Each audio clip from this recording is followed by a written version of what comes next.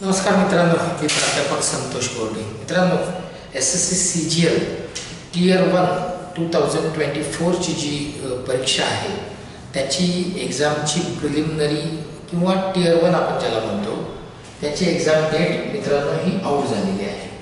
ती exam date नेमकी किती आहे, त्याच्यानंतर Tier 1 साठी जर आपल्याला ती Tier 1 क्लिअर करायची आहे, थोडक्यात प्रिलिमिनरी एक्झाम जर काय SSC CGL ची जर क्लिअर करायची आहे तर नेमकं किती कट ऑफ या वेळेचा असू शकतो, म्हणजे या वर्षीचा, त्यानंतर मागच्या 2 वर्षीचा कट ऑफ आपण कंपेअर करणार आहोत 22 आणि 23चा, की जेणेकरून एक स्ट्रॅटेजी बनवता येईल की 2024ला आपलं प्रिपरेशन कशा पद्धतीचं असलं पाहिजे आणि काय एक्सपेक्टेड कट ऑफ असू शकतो. मित्रांनो, या सगळ्यांचं डिस्कशन, या सगळ्या पॉईंटचं डिस्कशन आज आपण या व्हिडिओमध्ये करणार आहोत. बोर्डेज करिअर अकॅडमीच्या यूट्यूब चॅनलला जर आपण पहिल्यांदा व्हिजिट करत असाल तर बोर्डेज करिअर अकॅडमीचं यूट्यूब चॅनल सबस्क्राईब करायला विसरू नका, ज्याची लिंक डिस्क्रिप्शन बॉक्समध्ये दिलेली आहे. आणि हे जे PDF आहे हे टेलिग्राम चॅनलला बोर्डेज करिअर अकॅडमीचे आहे, त्याची लिंकसुद्धा मित्रांनो डिस्क्रिप्शन बॉक्समध्ये दिलेली आहे. व्हिडिओ शेवटपर्यंत बघा, लाईक करा, शेअर करायला विसरू नका आणि काही डाऊट्स असतील तर कमेंट बॉक्समध्ये कमेंट मित्रांनो जरूर करा. चला बघूया मित्रांनो, 2022 आणि 23चं कट ऑफ काय होतं SSC CGL. आता SSC CGL ही अशी एक्झाम आहे मित्रांनो की जर समजा तुम्हाला केंद्र शासनाचे जे वेगवेगळे, म्हणजे सेंट्रल गव्हर्नमेंटचे जे वेगवेगळे डिपार्टमेंट्स आहेत, sorry, income tax, central excise, ज्याला CGST आपण म्हणतो, custom, CBI, sectional officer, auditor आहे ना, या टाईपचे, म्हणजे या असे वेगवेगळे जवळपास एक 30 ते 32 वेगवेगळे डिपार्टमेंट आहेत. यासाठीची ही एक्झाम मित्रांनो SSC CGL ही एक्झाम होत असते आणि SSC त्याला कंडक्ट करते. आता बघा, बऱ्याच स्टुडंटचं हे स्वप्न असतं आणि आहे, असायला पण पाहिजे की ही एक्झाम आपल्याला क्लिअर करायची आहे. आणि बोर्डेज करिअर अकॅडमी सातत्यानं मागच्या 25 वर्षापासून या एक्झामचं प्रिपरेशन करून घेत आहे. आणि आजचा हा व्हिडिओ करण्याचा उद्देश हाच आहे की 2024ला कट ऑफ किती असू शकतो एक्सपेक्टेड, त्याचं कंपॅरिझन मित्रांनो कसं करायचं, म्हणजे तो एक्सपेक्टेड कसा, तो किती असू शकेल, यासाठी आपल्याला 2022 आणि 23चा कट ऑफ बघावा लागेल, म्हणजे स्ट्रॅटेजी ठरवता येईल मित्रांनो. ठीक आहे, तर आपण काय करू की आधी 2022 आणि 23चा कट ऑफ किती होता ते आपण पाहू आणि नंतर 2024 साठी किती आपल्याला मार्क्स लागणार आहेत ही एक्झाम क्लिअर करण्यासाठी ते आपण पाहू. बघा मित्रांनो, आता वेगवेगळ्या पोस्टसाठी ही एक्झाम असते मित्रांनो SSC CGL ची. इथे 2023 आता या 2 वर्षाचाच आपण यामुळे बघतोय, कारण 21ला थोडासा पॅटर्न मित्रांनो जो होता तो वेगळा होता है ना, आणि नंतर 21च्या नंतर तो चेंज झाला आहे, म्हणून मग आपण या 2 वर्षाचाच बघतो आहोत. आता बघा, इथे असिस्टंट ऑडिट ऑफिसर आणि असिस्टंट अकाउंट ऑफिसर या पोस्टसाठीचा 2023चा URचा म्हणजे जनरल कॅटेगरीचा जो कट ऑफ होता तो 169.67 आउट ऑफ 200. आउट ऑफ 200 याच्याबद्दल थोडंसं डिस्कशन आपण पुढे करणारच आहोत.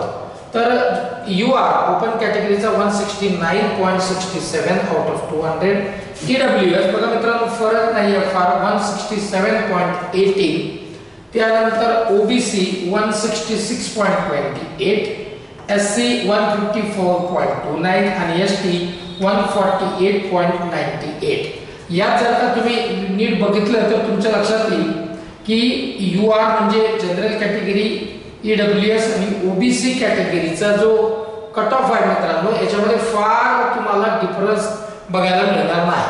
इथे 169 आहे, EWS 166 आहे आणि इकडे 166 आहे, समजून घ्या. त्यानंतर इथे SC आणि ST कॅटेगरीमध्ये पण फार मार्कांचा फरक मित्रांनो नाही आहे, म्हणजे 5 ते 6 मार्कांचा फरक आहे. हा कट ऑफ आहे ऑडिट ऑफिसर आणि असिस्टंट अकाउंट ऑफिसर 2023चा Tier 1चा कट ऑफ. मग आता या वर्षी किती असेल याच्यावर डिस्कशन आपण पुढे करणार आहोत. आता JSO साठीची जी JSO ही जी पोस्ट आहे त्याच्यासाठीचं 2023 चा जनरलचा कट ऑफ मित्रांनो म्हणजे UR चा अनरिझर्व्ड कॅटेगरी 168.53, EWS 166, OBC 165.86 आणि त्यानंतर SC 148.50, ST 146.65. इथे पण डिफरन्स बघा तोच दिसतोय जो आता ह्याच्या आधीच्या पोस्टसाठी आपण बघितलेला होता मित्रांनो.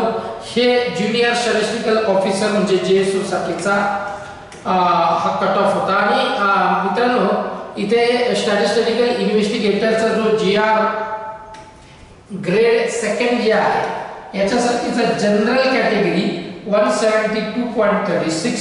बरेचसे विद्यार्थी याच्यासाठी सुद्धा कॅन्डिडेट प्रिपरेशन करत असतात, एक्झामला अपियर होत असतात. तर याचाही कट ऑफ बघून घ्या. 172.36 अनरिझर्व्ड कॅटेगरीचा आहे. OBC 152.4, EWS 158.76 आणि ST कॅटेगरीचा मित्रांनो 127.32 इतका हा प्रिलिमिनरीचा किंवा टियर 1 चा कट ऑफ आहे मित्रांनो SSC CGL 2023 चा.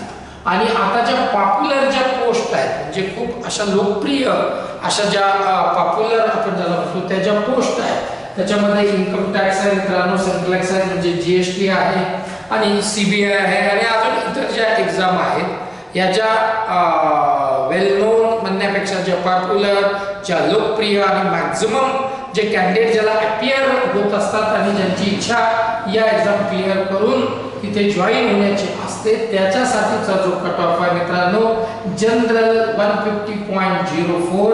हे सगळे आउट ऑफ 200 आहे मित्रांनो, लक्षात ठेवा.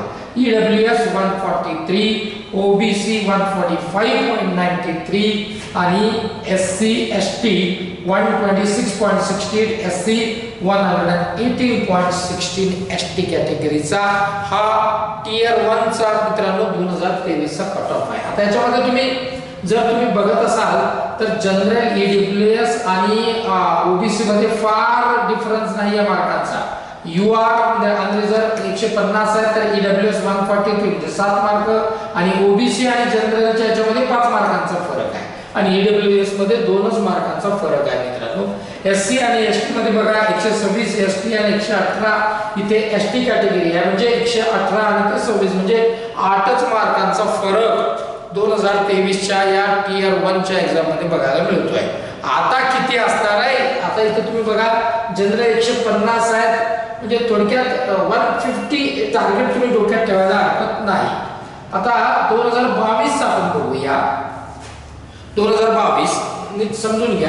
2022 ला सुद्धा बघा कट ऑफ कशा पद्धतीचा होता. जनरल कॅटेगरी 158.36 कोणत्या पोस्टसाठी आहे?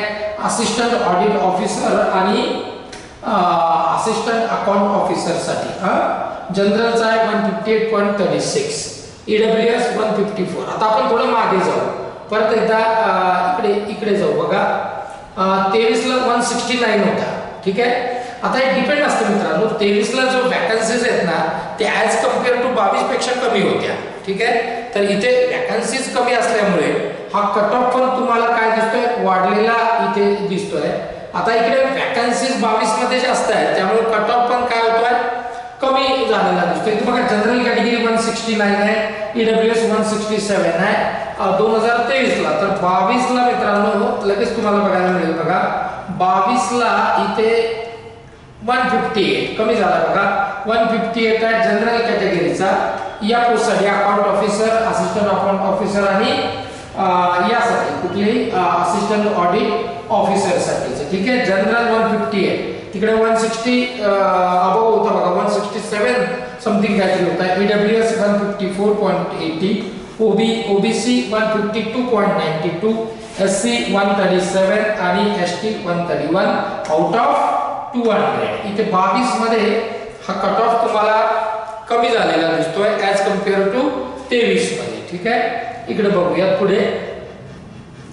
आता JSO साठीचा जनरल कॅटेगरी जे आहे मित्रांनो 2022 169.35 सेम आहे 169.35 EWS आणि OBC जे आहे 167.90, SC इथे बघा 150.55 आणि ST कॅटेगरी 150.32. बार 150 आहे, फक्त पॉइंटचा फरक मित्रांनो मार्कांचा दिसतोय.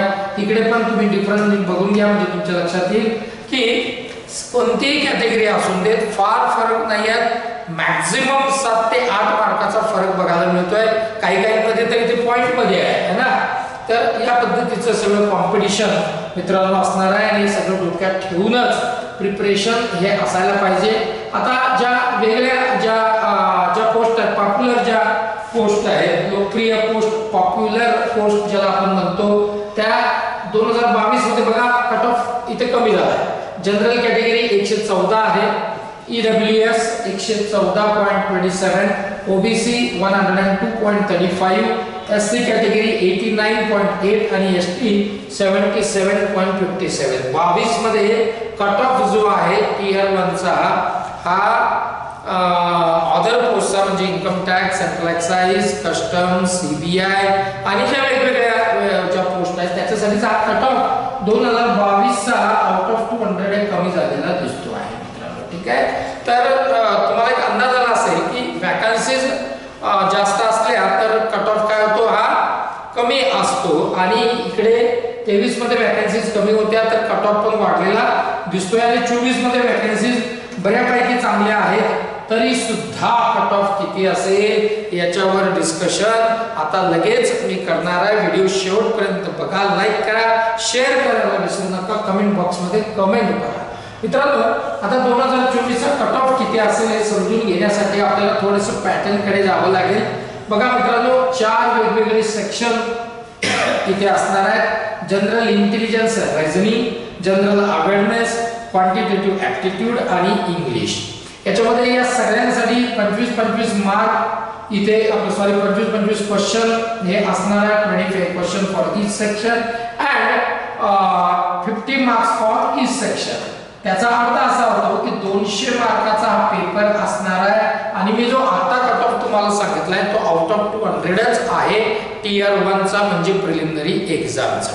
आता निगेटिव्ह मार्किंग असते का तर हो, 0.50 ही निगेटिव्ह मार्किंग आहे म्हणजे अर्धा मार्क मित्रांनो तुमचं जाणार आहे निगेटिव्ह मार्किंग मध्ये. ठीक आहे. त्यामुळे ॲक्युरसी हा महत्त्वाचा पार्ट आहे.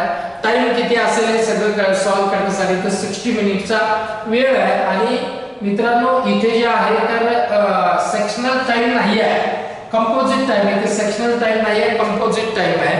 तुम्ही कुठल्याही सेक्शनला कितीही वेळ देऊ शकता पण कोणत्या सेक्शनला किती वेळ द्यायचा आहे याचा एक सेपरेट व्हिडिओ मित्रांनो मी काही दिवसांमध्ये करणार आहे. त्याच टायमिंग नुसार जर का तुम्ही गेलात तर SSC CGL सारखी अतिशय क्रीम असणाऱ्या ज्या पोस्ट आहेत ही एक्झाम क्लिअर करणं फार अवघड काम नाही आहे. आपण सध्या फक्त टियर 1 बद्दल बोलतोय. आता हे झालं याचा एकंदरीत पॅटर्न जो आहे त्या पद्धतीचा कुठला असेल कसा असेल त्याच्याबद्दलची माहिती.